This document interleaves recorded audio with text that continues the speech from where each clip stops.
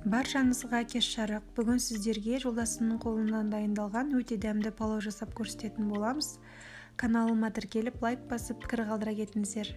Ол үшін бізге керекті заттар: 300 грамдай етімізді турап аламыз, 2 дана пиязымызды турап аламыз, 1 дана сәбізімізді осынша етіп турап дайындап аламыз. Ең алдымен қызып тұрған майымызға 300 грамм етімізді салып, қуырып аламыз.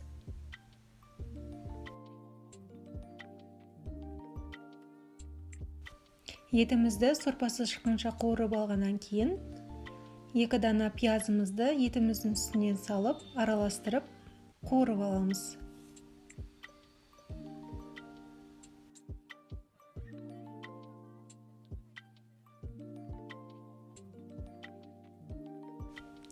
Етіміз бен пиязымызды қуырып алғаннан кейін 1 дана сәбізімізді ұзынша етіп турап, етіміз бен пиязымыздың үстіне салып, қуырып аламыз.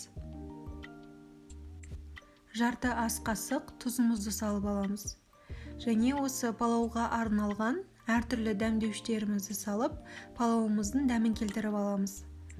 Дәмдеуіштердің толық атын осы видео астына белгілеп жазып кететін боламын.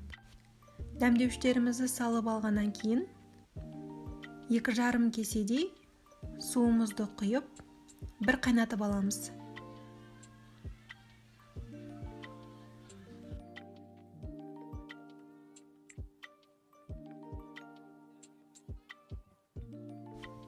Палауымыздың сорпасын бір қайнатып алғаннан кейін 2 кесе күрішімізді дайындап, жуып, сорпамызға салатын боламыз.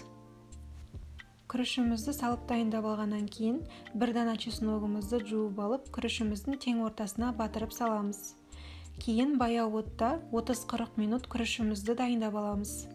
Осымен біздің палауымыз дайын. Бізбен бірге болғандарыңызға рахмет.